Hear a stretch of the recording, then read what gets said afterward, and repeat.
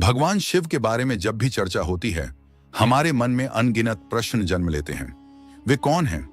उनका उद्गम कैसे हुआ? क्या उनके माता पिता थे? त्रिदेवों में जहां ब्रह्मा को सृष्टि का रचयिता और विष्णु को पालक माना गया है, वहीं शिव को संहारक की भूमिका दी गई है। परंतु क्या केवल संहारक होना ही उन्हें सबसे शक्तिशाली बनाता है? शिव को सदैव त्रिशूलधारी, जटाजूटधारी, गले में वासुकी नाग, मस्तक पर अर्धचंद्र और शरीर पर बाघंबर तथा भस्म लिप्त रूप में दर्शाया जाता है। लेकिन क्या आपने कभी सोचा है कि इन सभी प्रतीकों का गूढ़ रहस्य क्या है? आखिर इन सब का शिव के स्वरूप से संबंध कैसे जुड़ा? दरअसल इन प्रतीकों के पीछे ऐसी प्राचीन कथाएं हैं जो शिव की महिमा को और भी अलौकिक बनाती हैं। आपने देखा होगा कि शिव को भांग और धतूरा अर्पित किया जाता है, पर क्यों? क्या इसके पीछे कोई आध्यात्मिक रहस्य छिपा है? महाशिवरात्रि के पर्व को इतना विशेष क्यों माना जाता है? और सबसे रहस्यमयी प्रश्न, क्या आज भी भगवान शिव कैलाश पर्वत पर अपने परिवार संग निवास करते हैं? कैलाश पर्वत, जिसे धरती का सबसे पवित्र स्थान माना जाता है, उसकी चोटी तक आज तक कोई नहीं पहुंच सका। कहते हैं वहां कोई सामान्य शक्ति नहीं, बल्कि ब्रह्मांडीय ऊर्जा का केंद्र स्थित है, जहां स्वयं शिव विराजमान है। शिव ने क्यों अपनाया अर्धनारीश्वर का रूप? यह केवल एक रूप नहीं, बल्कि ब्रह्मांड में संतुलन और समरसता का प्रतीक है। जब शिव ने शक्ति को अपने भीतर समाहित किया, तब उन्होंने दर्शाया कि स्त्री और पुरुष दोनों मिलकर ही पूर्णता को प्राप्त करते हैं। नागेंद्र हाराय त्रिलोचनाय, भस्मांग रागाय महेश्वराय। यह मंत्र सिर्फ शब्दों का समूह नहीं, बल्कि शिव की अपरंपार महिमा का गान है। वह देव हैं जिनके गले में नाग विराजते हैं, जिनकी तीसरी आंख से संहार होता है और जो भभूत से लिप्त होकर मृत्यु को भी नियंत्रित करते हैं। वे आदि हैं, अनंत हैं, जिनकी आराधना स्वयं भगवान राम और रावण ने भी की। शिव को केवल संहारक ही नहीं, बल्कि सृजनकर्ता, पालक और पुनर्निर्माण के अधिष्ठाता के रूप में भी जाना जाता है। वे देवों के भी देव हैं, देवाधिदेव महादेव। ब्रह्मा और विष्णु जैसे देवता भी उनकी स्तुति करते हैं, क्योंकि वे किसी से उत्पन्न नहीं हुए, वे स्वयंभू हैं, बिना माता पिता के, स्वयं से प्रकट। शिव पुराण कहता है कि शिव ब्रह्मांड के प्रारंभ से पहले भी थे और प्रलय के पश्चात भी रहेंगे। वे पंच तत्वों से परे हैं, अमर हैं और स्वयं काल के अधिपति हैं। लेकिन जब शिव जन्मे ही नहीं, तो उनका अस्तित्व कैसे हुआ? इस रहस्य पर विभिन्न पुराणों में अलग अलग कथाएं मिलती हैं। विष्णु पुराण के अनुसार जब संपूर्ण सृष्टि जलमग्न थी और केवल शेषनाग पर योग निद्रा में स्थित भगवान विष्णु ही थे, तब उनके मस्तक से एक दिव्य प्रकाश प्रकट हुआ। यह कोई सामान्य प्रकाश नहीं था, बल्कि ब्रह्मांडीय ऊर्जा का पुंज था और इसी से शिव का प्राकट्य हुआ। कहते हैं उस क्षण एक तेज गर्जना हुई, सारा ब्रह्मांड थर्रा उठा और उस दिव्य प्रकाश से नटराज प्रकट हुए, वह जो नृत्य के माध्यम से सृष्टि, स्थिति और संहार को संचालित करते हैं। विष्णु पुराण के अनुसार एक बार जब सृष्टि का आरंभिक समय था, उस समय संपूर्ण ब्रह्मांड शून्य में लीन था। तभी भगवान विष्णु क्षीर सागर की शांति में शेषनाग पर योग निद्रा में लीन थे। उनकी नाभि से एक अद्भुत तेजस्वी कमल प्रकट हुआ और उसी कमल से ब्रह्मा जी का जन्म हुआ। लेकिन जब हम शिव पुराण की ओर नजर डालते हैं, तो वहां एक भिन्न और रहस्यमयी कथा मिलती है। उसके अनुसार भगवान शिव एकांत में ध्यानस्थ होकर अपने घुटनों को मल रहे थे और उन्हीं से उत्पन्न मैल से भगवान विष्णु का प्राकट्य हुआ। यह कथा स्पष्ट करती है कि शिव ही आदि हैं और उनके बिना कोई भी सृष्टि संभव नहीं। इन दोनों पुराणों की कथाओं में एक गूढ़ रहस्य छुपा है। इसी रहस्य को उजागर करती है एक प्राचीन घटना, जिसमें भगवान ब्रह्मा और भगवान विष्णु के मध्य यह विवाद उत्पन्न हुआ कि ब्रह्मांड में सर्वोच्च शक्ति किसकी है। इसी बीच अचानक आकाश में एक दिव्य अग्नि स्तंभ प्रकट हुआ, जो ना ऊपर दिखता था ना नीचे। दोनों देवता इस रहस्यमय स्तंभ को देखकर अचंभित रह गए। तभी उस दिव्य स्तंभ से एक गूंजती हुई आवाज आई, जो कोई इस अग्नि स्तंभ के अंत को खोज निकालेगा, वही सर्वोच्च कहलाएगा। यह चुनौती स्वीकार कर ब्रह्मा जी ने हंस का रूप धारण कर ऊपर की ओर उड़ान भरी, जबकि भगवान विष्णु ने वराह रूप लिया और नीचे की गहराइयों में उतर गए। दोनों ने हजारों वर्षों तक प्रयास किया, लेकिन ना किसी को उसका आदि मिला और ना अंत। हारकर दोनों वापस लौटे। तभी अग्नि स्तंभ से भगवान शिव स्वयं अपने दिव्य रूप में प्रकट हुए। उनका तेज इतना प्रखर था कि ब्रह्मा और विष्णु दोनों ने सिर झुका लिया और स्वीकार किया कि महादेव ही परम और सर्वशक्तिमान हैं। शिव ना उत्पन्न हुए हैं, ना उनका कोई अंत है, इसीलिए उन्हें स्वयंभू कहा जाता है। उनकी महिमा को समझना मनुष्य के लिए सहज नहीं है। शिव केवल एक देव नहीं, बल्कि संपूर्ण सृष्टि के मूल हैं। उनकी भक्ति से ही जीवन की सभी बाधाएं दूर होती हैं। लेकिन एक प्रश्न आज भी लोगों के मन में उठता है, क्या ब्रह्मा जी भगवान शिव के पिता माने जाते हैं? इसका उत्तर हमें विष्णु पुराण की एक और अद्भुत कथा में मिलता है। जब संपूर्ण सृष्टि जल में विलीन थी, धरती, आकाश और पाताल सब कुछ जलमग्न था, तब केवल भगवान विष्णु ही विद्यमान थे। वो क्षीर सागर में शेषनाग पर विश्राम कर रहे थे और उसी समय उनकी नाभि से उत्पन्न कमल से ब्रह्मा जी का प्राकट्य हुआ। जब ब्रह्मा और विष्णु सृष्टि की रचना पर विमर्श कर ही रहे थे, तभी एक तेजस्वी रुद्र रूप धारण किए भगवान शिव प्रकट हुए। जब ब्रह्मा जी ने उन्हें पहचानने से इनकार किया, तो शिव जी ने अपने रौद्र रूप से उन्हें यह सिखाया कि अहंकार सृजनकर्ता को भी विनाश की ओर ले जा सकता है। तभी से यह मान्यता बनी कि ब्रह्मा, विष्णु और शिव तीनों ब्रह्मांड की रचना, पालन और संहार के प्रतीक हैं, लेकिन शिव की स्थिति त्रिदेवों से भी परे और शाश्वत है। जब ब्रह्मा जी ने भगवान शिव को दीप अर्पित किया, तो शिव प्रसन्न होकर अंतर्ध्यान हो गए। लेकिन यह रहस्यमयी घटना ब्रह्मा जी को चौंका गई। तब भगवान विष्णु ने अपनी दिव्य दृष्टि से ब्रह्मा जी को उनकी भूल का बोध कराया, उन्हें एहसास दिलाया कि उन्होंने शिव की महिमा को पूर्ण रूप से नहीं समझा। पश्चाताप की अग्नि में तपते हुए ब्रह्मा जी ने शिव से क्षमा याचना की और उनसे करुणापूर्वक निवेदन किया, हे प्रभु, कृपा करके मेरे पुत्र रूप में प्रकट हों और सृष्टि के विस्तार में मेरी सहायता करें। भगवान शिव, जो करुणा के सागर हैं, मुस्कुराए और उनकी प्रार्थना स्वीकार कर ली। कालांतर में जब ब्रह्मा जी सृष्टि की रचना में लीन थे, उन्हें संतान की आवश्यकता महसूस हुई। उसी क्षण उन्हें शिव का दिया हुआ वरदान स्मरण हुआ। उन्होंने कठोर तपस्या प्रारंभ की। वर्षों की साधना और भक्ति के पश्चात भगवान शिव एक दिव्य बालक के रूप में उनकी गोद में प्रकट हुए। यह बालक शिव का एकमात्र बाल्य रूप था, अद्वितीय और अलौकिक। जब ब्रह्मा जी ने उनसे नाम पूछा, बालक रोने लगे। उस रुदन से संपूर्ण ब्रह्मांड कंपित हो उठा। इसीलिए ब्रह्मा जी ने उनका नाम रखा रुद्र, जिसका अर्थ होता है रोने वाला। परंतु रुद्र तब भी शांत नहीं हुए। ब्रह्मा जी ने उन्हें मनाने के लिए 108 नामों से पुकारा। हर नाम एक शक्ति, एक तत्व, एक रूप का प्रतीक था। तब जाकर बालक रुद्र शांत हुए। इस कथा से सिद्ध होता है कि भगवान शिव स्वयंभू हैं।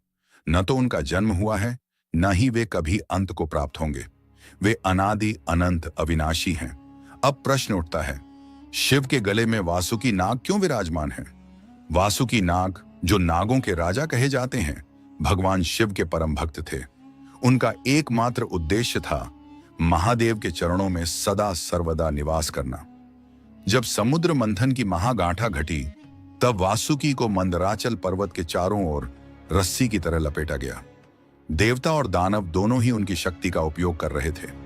इस कठिन प्रक्रिया में वासुकी का शरीर छिल गया, रक्त बहने लगा, लेकिन उनकी भक्ति में तनिक भी कमी नहीं आई। उनकी इस निष्ठा और तप से प्रसन्न होकर भगवान शिव ने उन्हें अपने गले में स्थान दिया और तभी से वासुकी अमृतत्व को प्राप्त हुए और शिव के गले का श्रृंगार बने। अब आइए जानते हैं, शिव ने अपने मस्तक पर चंद्रमा को क्यों स्थान दिया। शिव पुराण में वर्णित है कि राजा दक्ष ने अपनी 27 कन्याओं का विवाह चंद्रदेव से किया था। विवाह के समय चंद्रदेव ने वादा किया कि वे सभी पत्नियों को समान प्रेम और सम्मान देंगे, परंतु विवाह के पश्चात चंद्रमा केवल रोहिणी से अधिक प्रेम करने लगे। बाकी 26 पत्नियां उपेक्षित महसूस करने लगीं और उन्होंने अपने पिता दक्ष से शिकायत की। राजा दक्ष जब यह अन्याय जानकर क्रोधित हुए, तो उन्होंने चंद्रदेव को श्राप दे दिया, तुम क्षीण हो जाओगे, तुम्हारी ज्योति मिट जाएगी। इस श्राप से पीड़ित चंद्रदेव ने कई देवताओं से सहायता मांगी, लेकिन कोई समाधान न मिला। अंततः वे कैलाश पहुंचे और शिव के चरणों में गिर पड़े। उनकी करुण पुकार सुनकर महादेव ने उन्हें अपने मस्तक पर स्थान दिया, ताकि वे धीरे धीरे क्षीण होकर फिर पूर्ण हो सकें। यही से चंद्रमा के कृष्ण पक्ष और शुक्ल पक्ष की परंपरा शुरू हुई। इस कथा से स्पष्ट होता है, जो भी सच्चे मन से भगवान शिव की शरण में आता है, महादेव उसे आश्रय अवश्य प्रदान करते हैं। जब चंद्रदेव को दक्ष प्रजापति के श्राप का भय सताने लगा, तो वे सीधे ब्रह्मा जी की शरण में पहुंचे। ब्रह्मा जी ने उन्हें सांत्वना दी और सलाह दी कि वे भगवान शिव की उपासना करें।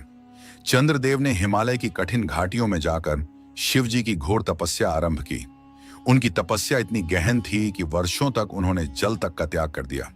अंततः भगवान शिव उनकी भक्ति से प्रसन्न हुए और प्रकट होकर उन्हें आशीर्वाद दिया। हे चंद्र, तुम पूर्ण रूप से नष्ट नहीं होगे। तुम प्रतिपदा से अमावस्या तक क्षीण होते जाओगे और पुनः पूर्णिमा तक बढ़ते जाओगे। इसी वरदान के कारण आज भी चंद्रमा हर महीने घटता और बढ़ता है। अमावस्या को जब वह लुप्त होता है और पूर्णिमा को जब वह संपूर्ण दिखता है, यह सब शिव की कृपा का ही परिणाम है। शिव ने चंद्र को अपने मस्तक पर स्थान देकर उन्हें अमृतत्व प्रदान किया। तभी से शिव को चंद्रशेखर कहा जाता है, जिसका अर्थ है जो चंद्र को अपने शीश पर धारण करते हैं। अब जानते हैं कि भगवान शिव अपने शरीर पर भस्म क्यों लगाते हैं। शिव पुराण की एक कथा के अनुसार प्राचीन काल में एक महातपस्वी आर्षि प्रणात गहन वन में तप कर रहे थे। वे केवल फल और वनस्पतियों पर जीवित रहते थे।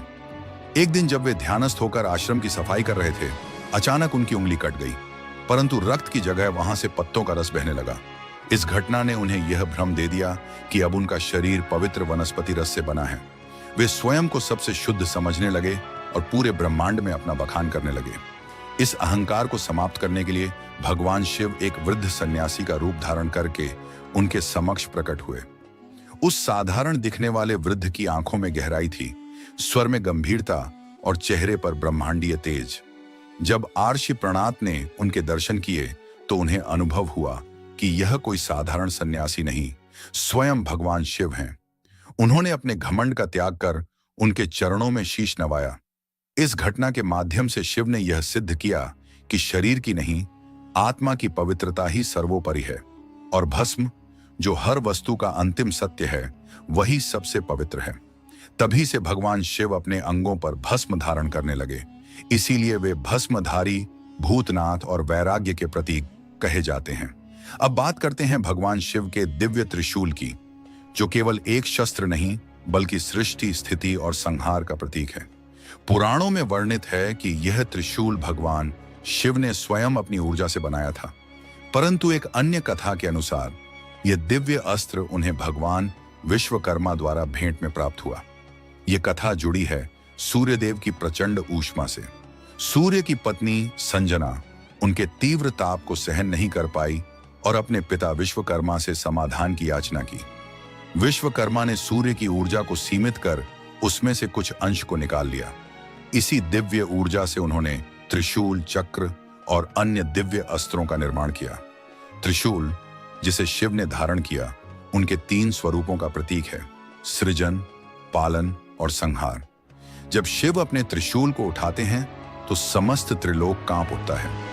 यह त्रिशूल शिव के न्याय और धर्म की रक्षा का प्रतीक भी है। यह त्रिशूल का निर्माण भगवान शिव ने किया था, जिसे त्रिशूल के रूप में जाना जाता है।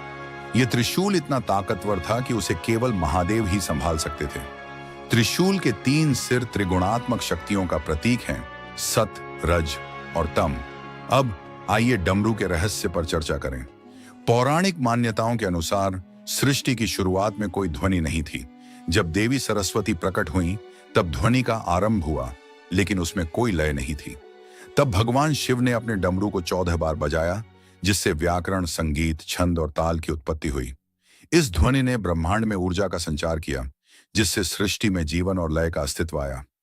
कहा जाता है कि जब भगवान शिव तांडव नृत्य करते हैं और डमरू बजाते हैं, तो संपूर्ण सृष्टि में एक नई ऊर्जा और शक्ति का संचार होता है।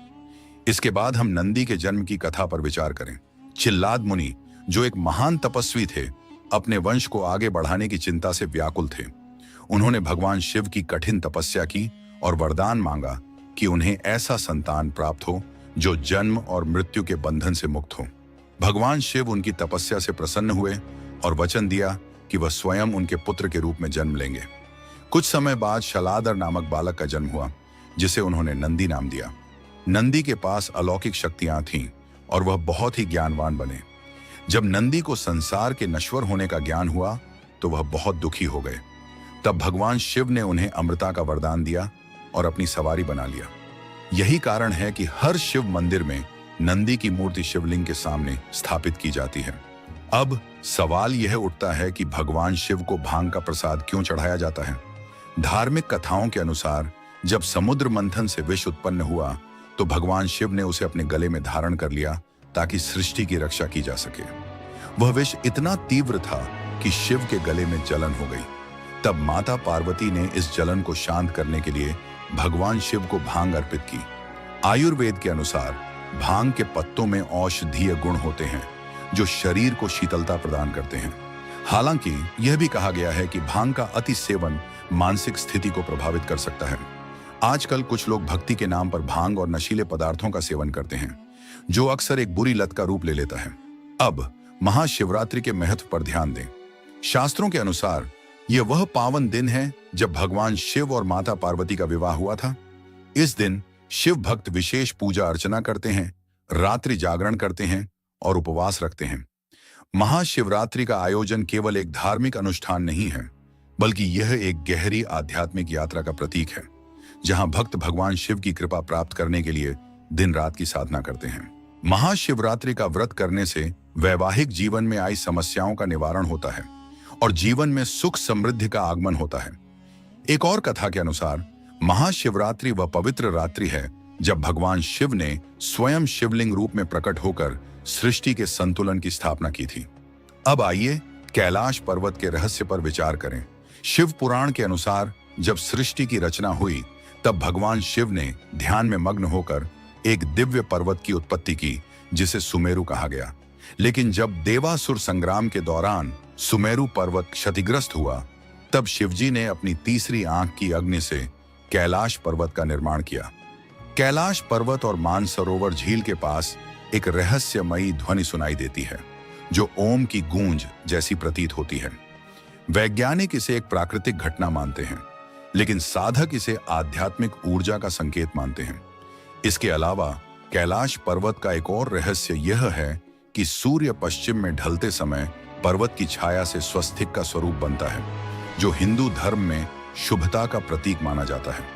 वहीं जब इसे दक्षिण दिशा से देखा जाता है तो बर्फ पर ओम का चिन्ह स्पष्ट रूप से उभरता है।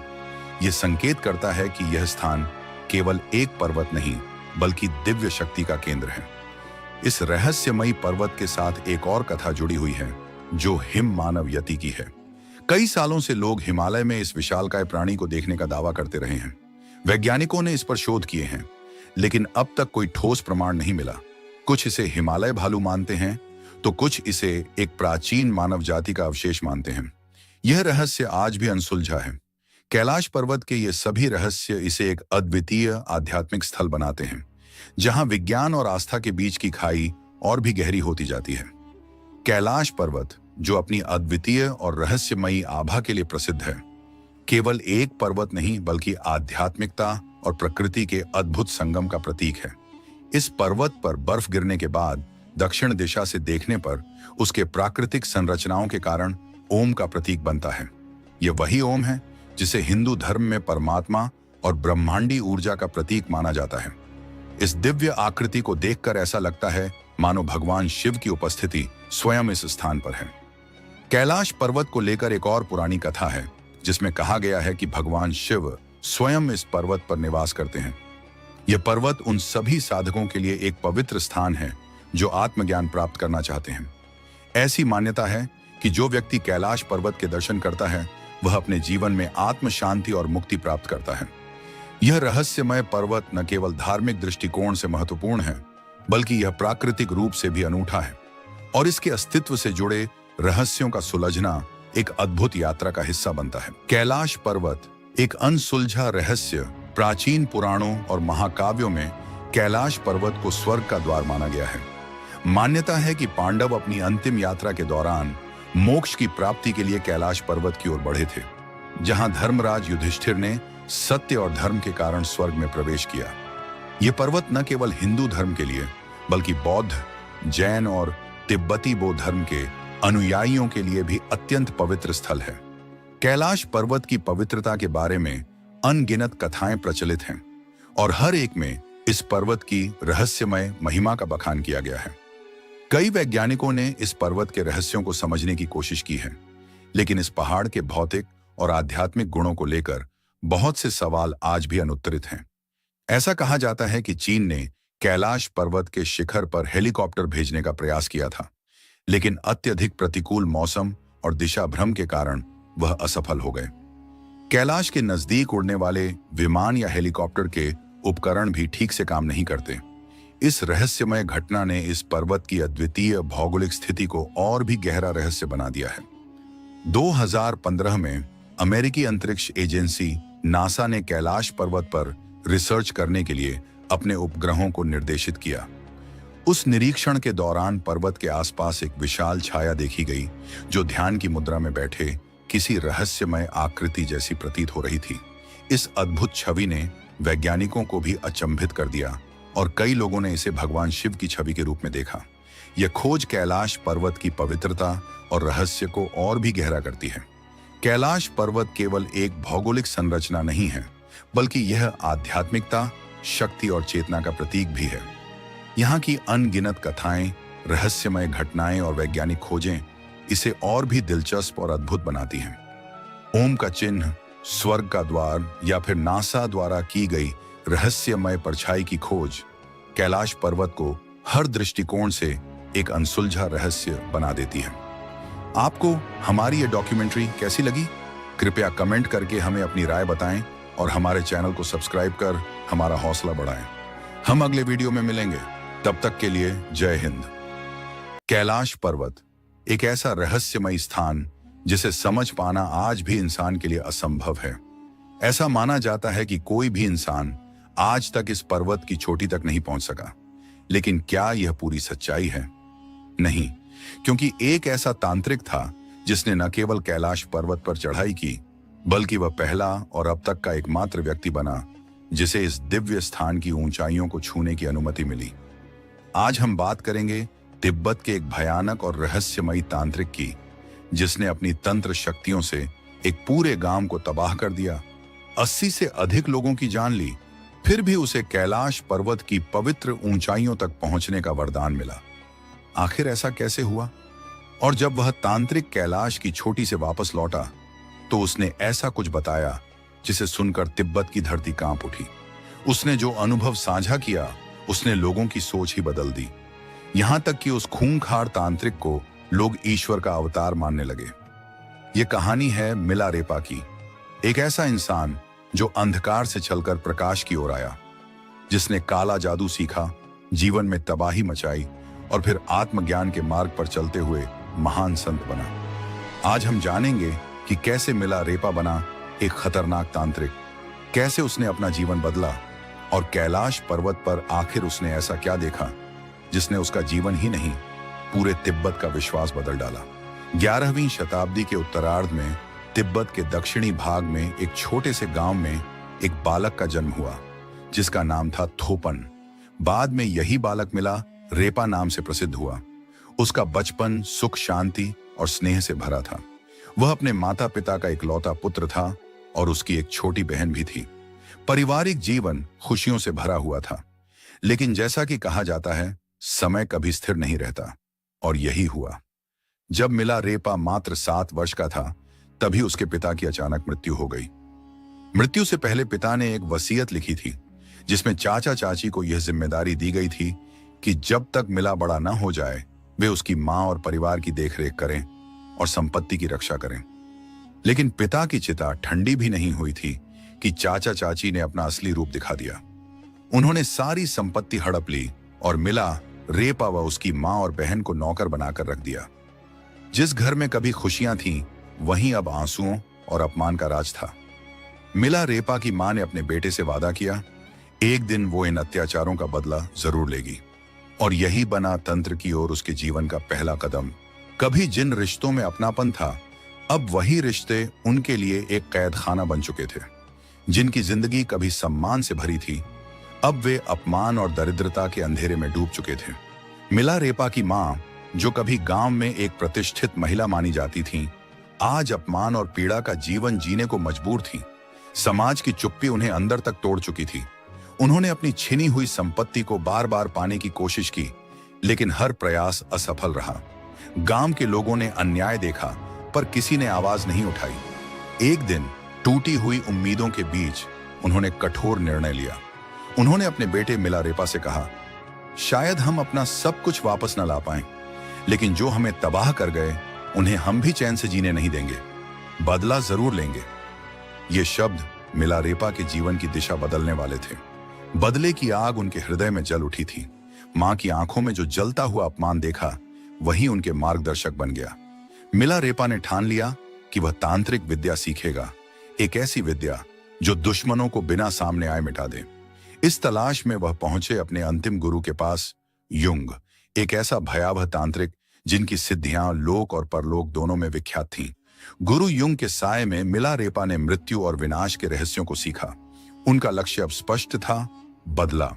उन्होंने ऐसे मंत्रों को सिद्ध किया जिससे वह प्रकृति को अपने आदेशों पर चला सकें। विशेष रूप से ओलावृष्टि का आह्वान करने की शक्ति उन्होंने प्राप्त की। सबसे पहला प्रयोग उन्होंने अपने चाचा और चाची के गांव पर किया। एक दिन आकाश से भारी ओले बरसने लगे, खेत खलिहान तबाह हो गए और गांव वालों पर आतंक छा गया। लोग समझ चुके थे, यह कोई सामान्य आपदा नहीं, यह तांत्रिक प्रकोप है। यह था मिलारेपा का पहला बदला। लेकिन यह अंत नहीं था। वह दिन आया जब चाचा के बेटे की शादी थी। पूरा गांव सज धज कर एकत्र हुआ था। मिलारेपा ने इस समारोह को अपने बदले की आखिरी परीक्षा बनाया। जैसे ही विवाह रस्में शुरू हुई, अचानक वहां जहरीले सांप, विषैले कीड़े और मकड़ियां प्रकट होने लगे। घबराहट और भगदड़ मच गई। तभी एक भीषण हादसा हुआ। घर की छत गिर पड़ी। करीब 80 लोगों की मृत्यु हो गई। मिलारेपा का बदला पूरा हुआ। गांव में उनकी मां ने गर्व से घोषणा की, मेरा बेटा अब निर्भय है, उसने अन्याय का जवाब दे दिया। लेकिन मिलारेपा के मन में अब शांति नहीं थी। वह विचारों के बवंडर में फंसे थे। बदले की आग ने उन्हें वह सब छीन लिया था जो कभी उन्हें इंसान बनाता था। अब वह सोच रहे थे, क्या यह जीत थी या आत्मा की हार? मिलारेपा के भीतर अपराध बोध की आग जल उठी थी। जिन मासूमों ने कभी उनका कुछ नहीं बिगाड़ा, वे भी उस भयानक तांडव में मारे गए थे। जिस बदले से उन्हें आत्मिक शांति मिलनी थी, अब वही एक गहरा पश्चाताप बन चुका था। यहीं से शुरू हुआ उनका आत्म मंथन, आत्मशुद्धि का कठिन मार्ग। इसी समय उनकी भेंट हुई एक बौद्ध लामा से, जिन्होंने उन्हें सुझाव दिया कि वह महान गुरु मारपा की शरण में जाएं। गुरु मारपा केवल एक साधक नहीं, बल्कि भारत से ज्ञान की अमूल्य निधि लेकर आए हुए एक संत थे, जिन्होंने तिब्बत में बौद्ध धर्म की कई पवित्र शिक्षाओं का अनुवाद किया था। उनकी बुद्धिमत्ता और करुणा की ख्याति दूर दूर तक फैली थी। जब मिलारेपा गुरु मारपा के गांव पहुंचे, तो उनका स्वागत किसी संत की तरह नहीं, बल्कि एक कठोर परीक्षा से हुआ। गुरु मारपा जानते थे कि सच्चे ज्ञान की प्राप्ति केवल तप, त्याग और आत्मशुद्धि से ही संभव है। उन्होंने मिलारेपा को भयंकर श्रम की साधना में झोंक दिया। कभी ऊंचे पहाड़ों से भारी पत्थर लाना, तो कभी उन्हें दुर्गम स्थानों तक पहुंचाना। हर दिन की यह कठिन तपस्या भले शरीर को थका देती, लेकिन आत्मा को एक एक कर सभी पुराने दोषों से मुक्त कर रही थी। धीरे धीरे मिलारेपा ने गुरु की शिक्षाओं को न केवल सुना, बल्कि जीवन में उतारना शुरू किया। उनकी साधना अब सिर्फ शक्ति के लिए नहीं, आत्मा के शुद्धिकरण के लिए थी। गुरु मारपा की कठिन परीक्षाओं ने उन्हें एक नए मोड़ पर ला खड़ा किया, जहां शक्ति से अधिक करुणा और तंत्र से अधिक आत्मज्ञान का महत्व था। साधना के वर्षों बाद मिलारेपा ने बौद्ध धर्म के गूढ़ तत्वों को आत्मसात किया।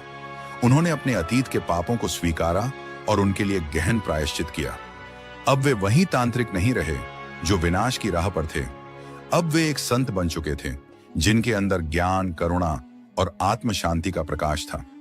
यहीं से शुरू होती है उनके जीवन की अगली और अद्भुत यात्रा, कैलाश पर्वत की ओर।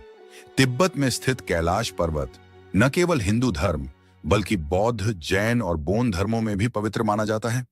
शिव पुराण, स्कंद पुराण और मत्स्य पुराण जैसे कई ग्रंथों में कैलाश खंड के रूप में इसकी महिमा का वर्णन मिलता है। मान्यता है कि यही भगवान शिव का दिव्य निवास है, जहां वे अपने परिवार और गणों के साथ साक्षात रहते हैं। मिलारेपा ने 1093 ईस्वी में इस रहस्यमयी पर्वत की यात्रा शुरू की।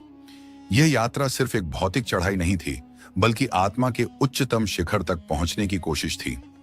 यात्रा के दौरान उन्हें भेंट हुई एक और विलक्षण आत्मा से, नरोबाण नामक एक प्रसिद्ध बौद्ध प्रचारक। नरोबाण ने मिलारेपा को एक चुनौती दी। जो पहले कैलाश पर्वत की चोटी तक पहुंचेगा वही सच्चा साधक कहलाएगा। अब यह सिर्फ एक चढ़ाई नहीं थी, यह एक आध्यात्मिक दौड़ थी जो न केवल शरीर की ताकत बल्कि आत्मा की गहराई की परीक्षा लेने वाली थी। जो भी कैलाश पर्वत की चोटी तक पहुंचेगा उसे इस पवित्र धाम पर आध्यात्मिक अधिकार प्राप्त होगा। यह कोई साधारण चुनौती नहीं थी, बल्कि एक आध्यात्मिक युद्ध की घोषणा थी। नरोबाण जी ने तुरंत ही पर्वत की कठिन चढ़ाई शुरू कर दी। वे निरंतर आगे बढ़ते रहे, बर्फीले तूफानों और तीव्र हवाओं को चीरते हुए।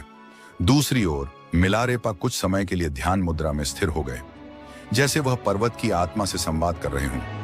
जब नरोबाण जी चोटी के समीप पहुंचे, तभी सूर्य की पहली किरण उनके चेहरे पर पड़ी। यह कोई साधारण प्रकाश नहीं था। वह किरण इतनी तीव्र, इतनी तेजस्वी थी कि उनकी आंखें झपकने लगीं और वे पीछे हटने को मजबूर हो गए। इसी क्षण मिलारेपा ध्यान से उठे और बिना किसी अवरोध के चोटी की ओर बढ़ चले। अंततः वे नरोबाण जी से पहले कैलाश की चोटी पर पहुंच गए। यह केवल शारीरिक विजय नहीं थी, यह मिलारेपा की आत्मिक शक्ति और सिद्धियों की विजय थी। यह पर्वतारोहण एक रहस्य बन गया, एक आध्यात्मिक लीला। चोटी पर पहुंचकर मिलारेपा ने कुछ ऐसे अनुभव किए जिन्हें शब्दों में पिरोना असंभव है। उन्होंने कहा, कैलाश पर्वत साधारण मानव के लिए नहीं है, यह स्वयं महादेव का निवास है। यहां आकर चढ़ाई करना शिव की तपस्या में विघ्न डालने जैसा पाप है। मिलारेपा का यह संदेश आज भी कैलाश यात्रियों के लिए एक चेतावनी है। केवल वही यहां चढ़ने का प्रयास करें जो आत्मा की गहराइयों में उतर चुके हों, जिन्होंने साधना की चरम सीमाएं छू ली हों। एक और रहस्य यह है कि कैलाश पर्वत की तलहटी में समय की गति सामान्य नहीं है। ऐसा कहा जाता है कि यहाँ एक दिन धरती के एक माह के बराबर होता है। अर्थात यहाँ यदि आप एक दिन रुकें तो आपके शरीर पर एक महीने का असर दिखेगा। वैज्ञानिक भाषा में इसे फास्ट एजिंग कहा जाता है, यानी शरीर की कोशिकाएं अत्यधिक तेजी से क्षरण करती हैं। उदाहरण के लिए, यदि सामान्यतः एक महीने में नाखून 4 बार काटने पड़ते हैं, तो यहाँ एक ही दिन में 4 बार काटने की जरूरत पड़ सकती है। कैलाश की इस दिव्य यात्रा के बाद मिलारेपा की साधना एक नए शिखर पर पहुंच गई। उन्होंने आत्मज्ञान की वो ऊंचाइयां छू ली जहां से जीवन और मृत्यु का भेद मिट जाता है। उन्होंने अपने शिष्यों को भी ध्यान, तपस्या और गूढ़ विद्याओं की शिक्षा दी ताकि वे भी आत्मा की रोशनी में प्रवेश कर सकें। इन्हीं आध्यात्मिक उपलब्धियों के बाद शुरू हुआ उनके जीवन का अंतिम अध्याय। एक दिन उन्हें एक ग्रामीण विवाह समारोह में आमंत्रित किया गया। उनके स्वागत के लिए एक विशेष आसन सजाया गया। उसी समारोह में एक धनवान पंडित भी उपस्थित था जो मिलारेपा की ख्याति से ईर्ष्या करता था। तैयारियों को देखकर हर कोई चकित था। जब मिलारेपा ध्यानमग्न मुद्रा में उस आसन पर बैठे तो वहां उपस्थित एक घमंडी पंडित ने व्यंग्य से कहा, इस भिक्षु के लिए इतनी भव्य तैयारी, क्या यह मुझसे बड़ा ज्ञानी है? पंडित सीधे मिलारेपा के पास आया और अहंकार में डूबे स्वर में बोला, मैंने सुना है कि तुम बहुत ज्ञानी हो, तो इन ग्रंथों को पढ़कर साबित करो कि तुम्हारा ज्ञान कितना गहरा है। मिलारेपा ने शांत स्वर में उत्तर दिया, सच्चा ज्ञान किताबों से नहीं, अनुभव और आत्म साक्षात्कार से आता है, इसलिए मैं इन सांसारिक पुस्तकों को नहीं पढ़ता। पंडित हंसा और बोला, मैं जानता था कि तुम यही कहोगे, मैं तो तुम्हारा सच सामने लाने ही आया हूं। वह बदतमीजी से बोलने लगा, जिससे उपस्थित लोग असहज हो गए। कुछ लोगों ने उसे रोकने की कोशिश की, लेकिन वह और अधिक क्रोधित होकर वहां से चला गया। उसके भीतर अब ईर्ष्या और द्वेष की आग जल उठी थी। उसने बदले की भावना से एक षड्यंत्र रचा, मिलारेपा की हत्या का। एक गरीब महिला को लालच देकर उसने कहा, अगर तुम मिलारेपा को यह विष मिला दही खिला दो तो मैं तुम्हें हीरे का हार दूंगा और शादी का वादा भी करता हूं। लालच में आकर वह महिला विष भरा दही लेकर मिलारेपा के पास पहुंची, लेकिन जैसे ही मिलारेपा ने उसे देखा, वे मुस्कुराए और बोले, मैं यह दही अवश्य खाऊंगा, पर पहले वह हीरे का हार तो ले आओ, क्योंकि शादी का वादा तो केवल एक झूठ है। महिला डर के मारे लौट गई और पंडित को सब कुछ बता दिया। तब पंडित ने हार उसे सौंपा और फिर से भेजा। इस बार वह हार लेकर आई और मिलारेपा ने मुस्कुराकर वह विषयुक्त दही स्वीकार कर लिया। जैसे ही उन्होंने दही खाया, महिला रोते हुए उनके चरणों में गिर पड़ी और क्षमा मांगने लगी। मिलरेपा ने स्नेह से कहा, डर मत, मेरा समय पूरा हो गया है। यह केवल देह का अंत है, आत्मा का नहीं। वह महिला जो एक षड्यंत्र का हिस्सा बनी थी, अब मिलरेपा की शिष्या बन गई। मिलरेपा ने अपने सभी शिष्यों को एकत्र किया और कहा, मैं शीघ्र ही इस शरीर को त्यागने वाला हूं। मेरे अंतिम संदेश को सुनने स्वयं देवगण भी प्रतीक्षा कर रहे हैं। आकाश से पुष्पों की वर्षा होने लगी, सुगंधित हवाएं बहने लगीं और दिव्य संगीत गूंजने लगा। ऐसा प्रतीत हो रहा था मानो स्वयं सृष्टि उन्हें विदा देने आई हूं। अब आइए जानते हैं कुछ अनसुने तथ्य मिलरेपा के बारे में। मिलरेपा का अर्थ है कॉटन क्लैड, यानी सूती वस्त्र धारण करने वाला। वे सदा एक पतले सफेद वस्त्र में लिपटे रहते, जिसे रेपा कहा जाता है। यहां तक कि कठोर सर्दियों में भी वे ऐसा ही वस्त्र पहनते थे। उनकी तपस्या इतनी गहन थी कि बर्फीली गुफाओं में केवल बिच्छू घास खाकर जीवित रहे। इसी कारण कई चित्रों में उन्हें हरी त्वचा वाला दर्शाया गया है। मिलरेपा ने हिमालय की पवित्र चोटियों, झीलों और गुफाओं में साधना करते हुए 1 लाख से अधिक गीतों की रचना की थी। ये गीत उनके आत्मबोध, ध्यान और अनुभव की गाथाएं हैं, जो आज भी साधकों को राह दिखाते हैं। तो यह थी संत मिलरेपा की प्रेरणादायक गाथा, जो सिखाती है कि सच्चा ज्ञान न किताबों में है न पद में, वह तो आत्मा की गहराइयों से प्राप्त होता है। अपने विचार हमें कमेंट में जरूर बताएं। मिलते हैं जल्द ही एक नए प्रेरणादायक वीडियो में। जय हिंद, जय भारत। कैलाश पर्वत, एक अनसुलझा रहस्य जो विज्ञान की समझ से भी परे है। कैलाश पर्वत एक ऐसा स्थान जो सदियों से रहस्यों में डूबा हुआ है। यहाँ की कहानियां सिर्फ पौराणिक ग्रंथों तक ही सीमित नहीं हैं, बल्कि आधुनिक विज्ञान भी इस पर्वत के रहस्यों को समझने में असमर्थ है। साल 2001 में चीन सरकार ने कुछ ऐसा देखा जिसने उन्हें कैलाश पर्वत पर चढ़ाई करने पर सख्त प्रतिबंध लगाने के लिए मजबूर कर दिया।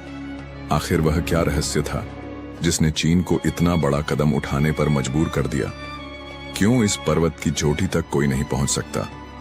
आज तक दुनिया की सबसे ऊंची चोटी माउंट एवरेस्ट पर हजारों पर्वतारोही सफलतापूर्वक चढ़ चुके हैं, लेकिन कैलाश पर्वत पर चढ़ने का प्रयास करने वाले या तो रास्ते में ही दम तोड़ देते हैं या फिर कुछ वर्षों के भीतर रहस्यमयी परिस्थितियों में मृत्यु को प्राप्त हो जाते हैं। केवल एक व्यक्ति, एक रहस्यमयी साधु इस पर्वत की चोटी तक पहुंचा था, लेकिन उसने जो देखा उसे कभी किसी के साथ साझा नहीं किया। कैलाश पर्वत पर क्यों बढ़ती है उम्र की रफ्तार? विज्ञान कहता है कि पृथ्वी पर समय की गति हर जगह समान होती है, लेकिन कैलाश पर्वत पर समय कुछ और ही कहानियां बयां करता है। यहां आने वाले तीर्थयात्री दावा करते हैं कि कैलाश के आसपास समय की चाल असामान्य रूप से तेज हो जाती है। कई साधु यह भी मानते हैं कि यहाँ एक अलौकिक ऊर्जा प्रवाहित होती है, जिससे यहाँ मौजूद किसी भी जीव की उम्र 2 गुनी रफ्तार से बढ़ने लगती है। क्या यह किसी प्राचीन शक्ति का प्रभाव है या फिर कोई वैज्ञानिक रहस्य जिसे अभी तक दुनिया नहीं समझ पाई?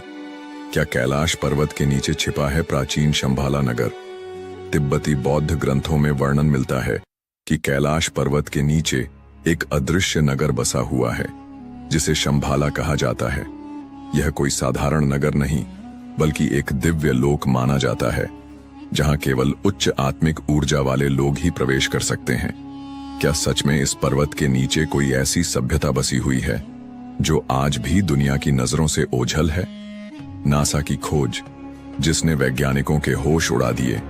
अमेरिकी अंतरिक्ष एजेंसी नासा ने जब कैलाश पर्वत की ऊंचाई और उसकी संरचना का अध्ययन किया, तो उन्हें कुछ ऐसा देखने को मिला जो किसी साधारण पर्वत में नहीं पाया जाता। सैटेलाइट इमेज में देखा गया कि कैलाश पर्वत एक विशालकाय पिरामिड के आकार का है और यह बिल्कुल सटीक दिशाओं में स्थित है, मानो इसे किसी ने बहुत सोच समझकर बनाया हो। क्या यह कोई प्राकृतिक संरचना है या किसी प्राचीन सभ्यता द्वारा निर्मित एक दिव्य संरचना? जब चीन ने कैलाश पर्वत पर हेलीकॉप्टर भेजा, चीन ने कैलाश पर्वत के रहस्यों को समझने के लिए जब इस क्षेत्र में एक हेलीकॉप्टर भेजा, तो कुछ चौंकाने वाली घटनाएं घटीं। बताया जाता है कि जैसे ही हेलीकॉप्टर पर्वत के शिखर के करीब पहुंचा, उसके सभी नेविगेशन सिस्टम अचानक से फेल हो गए और हेलीकॉप्टर को आपातकालीन लैंडिंग करनी पड़ी। कुछ रिपोर्ट्स में यह भी दावा किया गया कि हेलीकॉप्टर के पायलट ने वहां एक अदृश्य ऊर्जा के प्रभाव को महसूस किया। कुबेर की नगरी और कैलाश का दिव्य प्रभाव। हिंदू मान्यताओं के अनुसार कैलाश पर्वत के पास धन के स्वामी कुबेर की नगरी स्थित है, जहां अपार संपत्ति और दिव्य खजाने छुपे हुए हैं। यह भी कहा जाता है कि जो कोई भी इस पर्वत के आसपास आध्यात्मिक साधना करता है, उसे दिव्य दृष्टि प्राप्त होती है और उसकी सभी इच्छाएं पूरी हो जाती हैं। तो आखिर कैलाश पर्वत सिर्फ एक पहाड़ है या कोई रहस्यमयी शक्ति केंद्र? क्या यहाँ कोई प्राचीन सभ्यता मौजूद है या फिर यह कोई दैवीय संरचना है? इन सवालों के जवाब आज भी अनसुलझे हैं, लेकिन एक बात तो तय है, कैलाश सिर्फ एक पर्वत नहीं बल्कि एक ऐसा रहस्य है जो हमारी समझ से कहीं परे है। कैलाश पर्वत आस्था, रहस्य और अद्भुत शक्तियों का केंद्र कहा जाता है कि जो व्यक्ति अपने जीवन में सत्कर्म और पुण्य अर्जित करता है, उसकी आत्मा को मृत्यु के उपरांत कैलाश पर्वत पर स्थान मिलता है। यही कारण है कि यह पर्वत न केवल धार्मिक आस्था का केंद्र है, बल्कि इसे दुनिया के सबसे अद्भुत और रहस्यमयी पर्वतों में भी गिना जाता है। समुद्र तल से 6,718 मीटर की ऊंचाई पर स्थित कैलाश पर्वत हिंदू, बौद्ध और जैन धर्म के अनुयायियों के लिए परम पवित्र स्थल है। धार्मिक मान्यताएं और आस्था का प्रतीक। हिंदू धर्म में कैलाश पर्वत को भगवान शिव का दिव्य निवास माना जाता है, जहां वे माता पार्वती के साथ निवास करते हैं। मान्यता है कि यह वही स्थान है जहां शिव जी ने योग और ध्यान की अद्भुत साधनाएं की और कैलाश को सृष्टि के केंद्र का स्वरूप प्रदान किया। बौद्ध धर्म के अनुयायी मानते हैं कि परम आनंद के प्रतीक बुद्ध डेम चौक चक्र संवर इस पर्वत के अधिष्ठाता देव हैं। वहीं जैन धर्म में इसे अष्टापद पर्वत के नाम से जाना जाता है, जहां प्रथम तीर्थंकर भगवान ऋषभदेव ने निर्वाण प्राप्त किया था। इन मान्यताओं के कारण कैलाश पर्वत को सिर्फ एक पर्वत नहीं बल्कि आध्यात्मिक ऊर्जा का केंद्र माना जाता है। क्या कैलाश पर्वत वास्तव में एक प्राचीन पिरामिड है? साल 1999 में रूस के एक प्रसिद्ध खोजकर्ता अर्नेस्ट मुल्दाशिफ और उनकी टीम ने कैलाश पर्वत के रहस्यों को जानने के लिए एक रोमांचक यात्रा की। इस दल में भूवैज्ञानिक, भौतिकविद और इतिहासकार शामिल थे। उन्होंने कैलाश पर्वत के आसपास कई महीने बिताए और वहां की रहस्यमयी गतिविधियों का अध्ययन किया। मुल्दाशिफ ने अपनी किताब where do we come from में इस यात्रा के अनुभवों का उल्लेख किया, जिसमें उन्होंने दावा किया कि कैलाश पर्वत वास्तव में एक प्राचीन मानव निर्मित पिरामिड हो सकता है, जो हजारों साल पहले किसी उन्नत सभ्यता द्वारा बनाया गया था। उनके अनुसार यह पर्वत अनेक छोटे छोटे पिरामिडों से घिरा हुआ है और एक विशेष ऊर्जा केंद्र के रूप में कार्य करता है। कैलाश पर्वत के भीतर से आती अजीब आवाजें।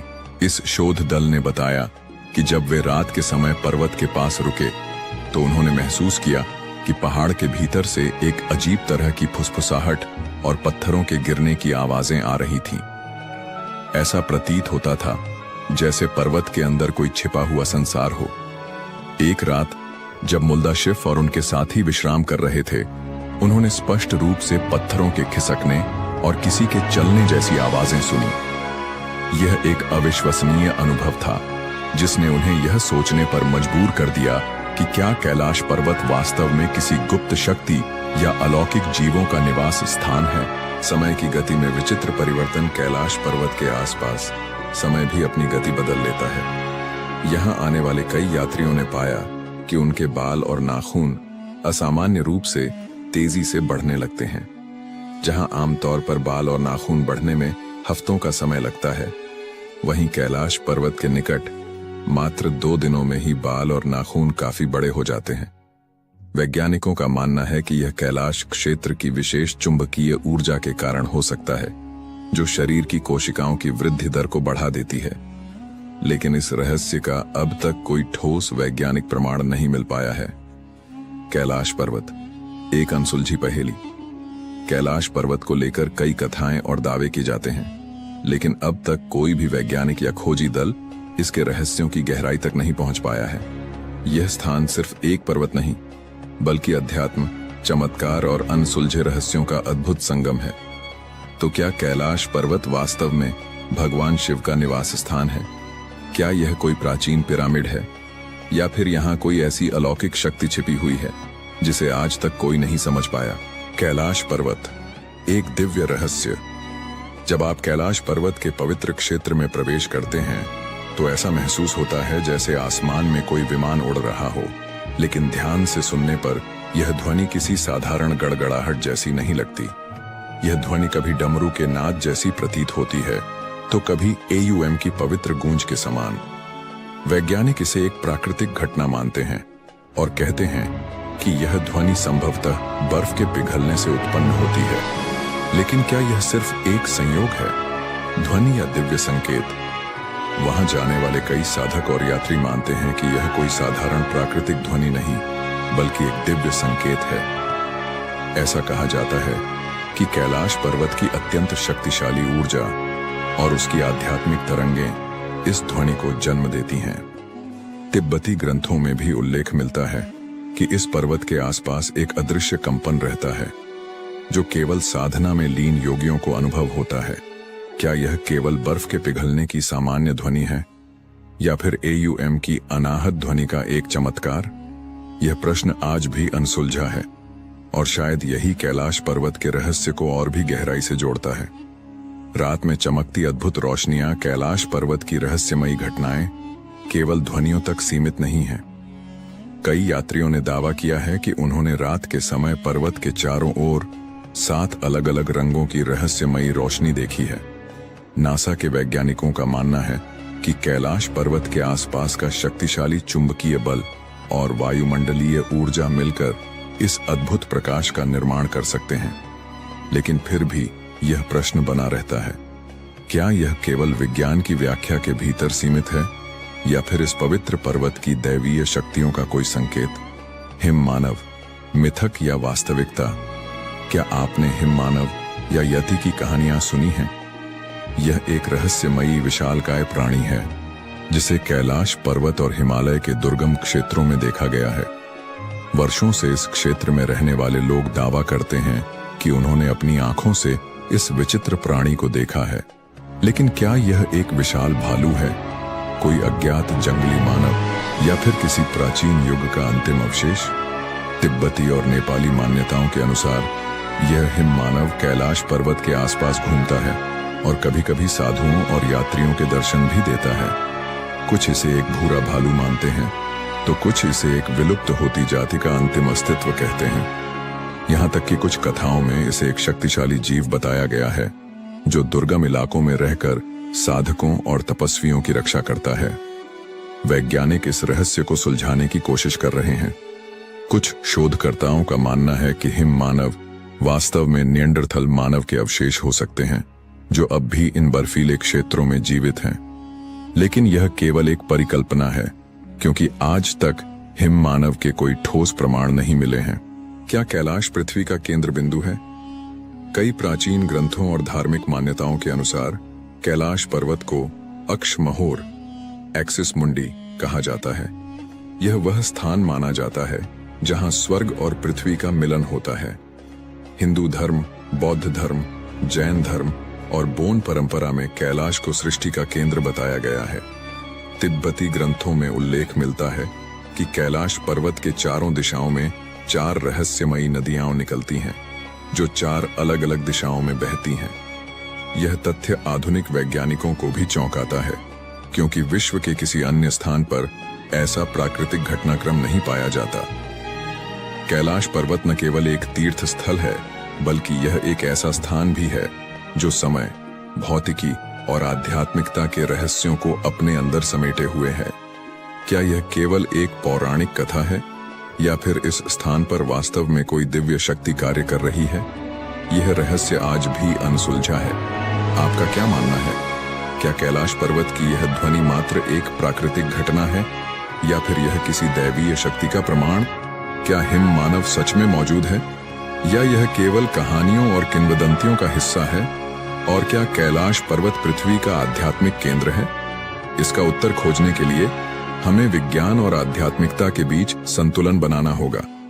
लेकिन एक बात निश्चित है, कैलाश पर्वत का रहस्य आज भी उतना ही गहरा है जितना हजारों साल पहले था। कैलाश पर्वत का अद्भुत रहस्य। समय की गति और रहस्यमय झीलें। कैलाश पर्वत सदियों से रहस्य, आध्यात्म और चमत्कारों का केंद्र रहा है। यह केवल एक पर्वत नहीं, बल्कि एक ऐसा स्थान है जहां प्रकृति के नियम भी विचित्र ढंग से कार्य करते हैं। कहते हैं कि यहां समय की गति सामान्य नहीं रहती। जो कुछ हफ्तों में घटित होना चाहिए वह यहां चंद दिनों में ही पूरा हो जाता है। यही नहीं, यहां आने वाले कई यात्रियों ने यह अनुभव किया कि उनकी त्वचा समय से पहले ही बूढ़ी दिखने लगी।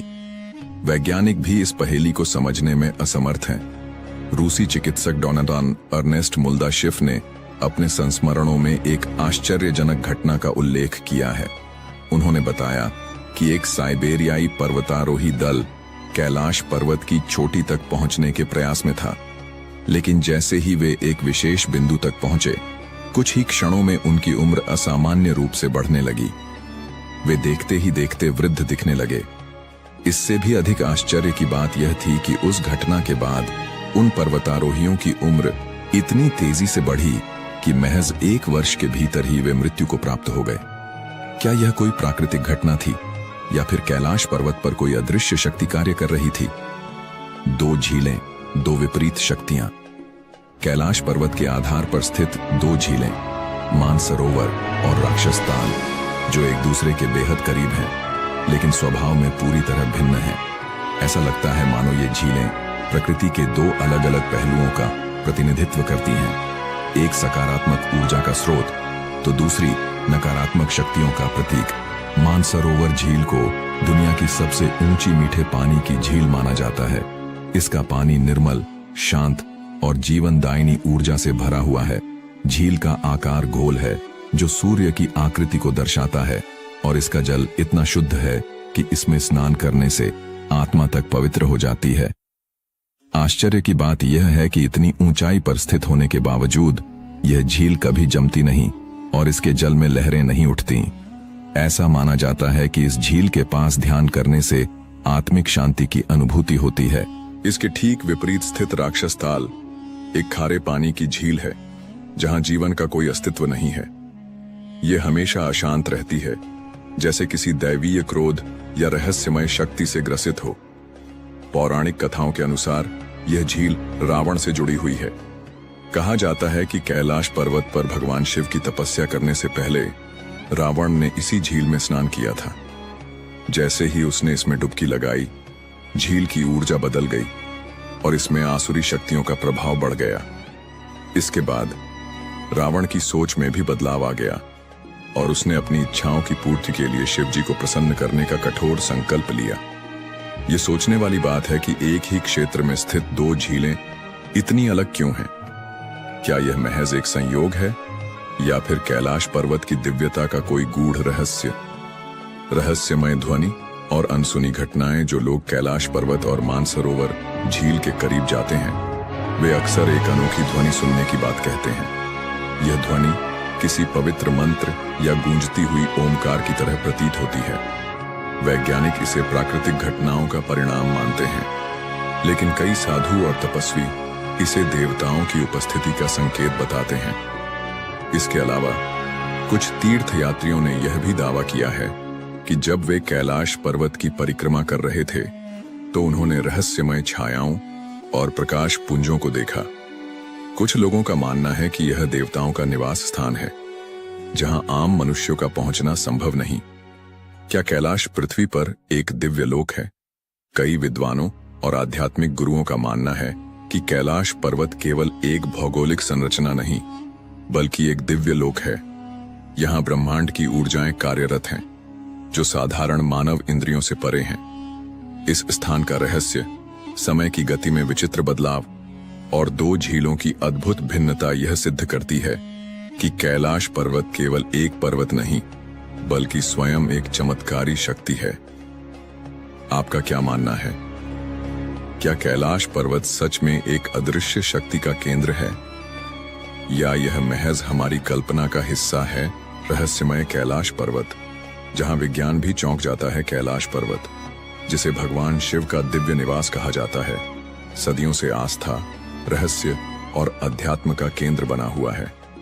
इस पवित्र पर्वत पर चढ़ाई करने की अंतिम कोशिश वर्ष 2001 में हुई थी, जब चीन ने अपनी ओर से स्पेन की एक पर्वतारोही टीम को इसकी चोटी तक पहुंचने की अनुमति दी थी। लेकिन आश्चर्य की बात यह है कि अत्याधुनिक उपकरणों और पूरी तैयारी के बावजूद यह टीम भी कैलाश की चोटी तक नहीं पहुंच सकी। ऐसा कहा जाता है कि यह केवल एक पर्वत नहीं, बल्कि एक दैवीय शक्ति का केंद्र है, जहां साधारण मानव के लिए प्रवेश करना संभव नहीं। इसी मान्यता के चलते चीन ने भी इस पर्वत पर चढ़ाई करने पर पूरी तरह से प्रतिबंध लगा दिया। क्यों है कैलाश पर्वत अद्भुत? कैलाश हमें यह याद दिलाता है कि दुनिया में कुछ चीजें इंसानी दायरे से बाहर होती हैं। केवल भौतिक शक्ति से इस पर्वत को जीतना संभव नहीं, बल्कि यहाँ पहुंचने के लिए आध्यात्मिक ऊर्जा और परम चेतना की आवश्यकता होती है। शायद यही कारण है कि आज तक कोई भी इसकी चोटी पर पैर नहीं रख सका। कैलाश की रहस्यमयी छाया, स्वस्तिक और AUM का प्रकट होना, कैलाश पर्वत पर घटने वाली कुछ घटनाएं विज्ञान को भी चुनौती देती हैं। जब सूर्य इस पर्वत के पीछे ढलता है तो इसकी छाया में एक अद्भुत स्वस्तिक का प्रतीक उभरता है। यह वही स्वस्तिक है जिसे हिंदू धर्म में शुभता और समृद्धि का प्रतीक माना जाता है। यह दृश्य ऐसा प्रतीत होता है जैसे भगवान शिव और सूर्यदेव के बीच कोई आध्यात्मिक संवाद स्थापित हो रहा हो। इसके अलावा जब कैलाश पर्वत पर बर्फ गिरती है तो उसकी संरचना से दक्षिण दिशा से देखने पर AUM ओम का दिव्य चिन्ह उभरता है। यह वही AUM है जो ब्रह्मांड की आदिशक्ति और चेतना का प्रतीक माना जाता है। इस दृश्य को देखकर ऐसा लगता है मानो स्वयं प्रकृति और आध्यात्मिकता का संगम इस पर्वत पर सजीव हो उठा हो। क्या कैलाश पर्वत स्वर्ग की सीढ़ी है? प्राचीन ग्रंथों में कहा गया है कि कैलाश पर्वत केवल एक पर्वत नहीं, बल्कि स्वर्ग और पृथ्वी के बीच एक पवित्र धुरी है। रामायण के अनुसार रावण ने इस पर्वत पर स्वर्ग तक पहुंचने के लिए एक सीढ़ी बनाने का प्रयास किया था। हालांकि भगवान शिव की कृपा से यह प्रयास असफल रहा। महाभारत में भी इसका उल्लेख मिलता है, जहां पांडव और द्रौपदी मोक्ष प्राप्ति के लिए कैलाश पर्वत की ओर बढ़ते हैं। यह माना जाता है कि जो भी इस पर्वत के रहस्यों को समझने और आत्मसात करने में सफल होता है, वह जन्म मृत्यु के चक्र से मुक्त होकर परम धाम की ओर चला जाता है। क्या कैलाश एक ऊर्जा स्तंभ है? कुछ वैज्ञानिकों का मानना है कि कैलाश पर्वत केवल एक साधारण पर्वत नहीं, बल्कि एक ऊर्जा स्तंभ, एनर्जी एक्सिस है, जिससे एक अदृश्य कंपन, वाइब्रेशनल फ्रीक्वेंसी निकलता है। कुछ लोगों का तो यह भी दावा है कि कैलाश पर्वत के पास पहुंचने पर समय का एहसास बदलने लगता है। यात्री बताते हैं कि यहाँ घड़ियां तेज चलने लगती हैं, शरीर पर अजीब ऊर्जा का प्रभाव महसूस होता है और यहाँ तक कि कई लोगों के बाल और नाखून असामान्य रूप से तेजी से बढ़ने लगते हैं। क्या कैलाश इंसान की पहुंच से परे रहेगा? इतिहास गवाह है कि जितनी भी पर्वतारोहण टीमों ने कैलाश की चोटी पर पहुंचने की कोशिश की, उन्हें किसी न किसी अदृश्य शक्ति ने रोक दिया। यह केवल एक साधारण पहाड़ नहीं, बल्कि शिव का धाम है, जहां प्रवेश करने के लिए केवल शारीरिक बल नहीं, बल्कि आध्यात्मिक शुद्धता की आवश्यकता होती है। शायद यही कारण है कि आज तक कोई भी इस पर्वत की चोटी पर कदम नहीं रख सका। तो क्या कैलाश हमेशा के लिए मानव सभ्यता की पहुंच से परे रहेगा, या फिर भविष्य में कोई इसका रहस्य खोल सकेगा? यह तो आने वाला समय ही बताएगा।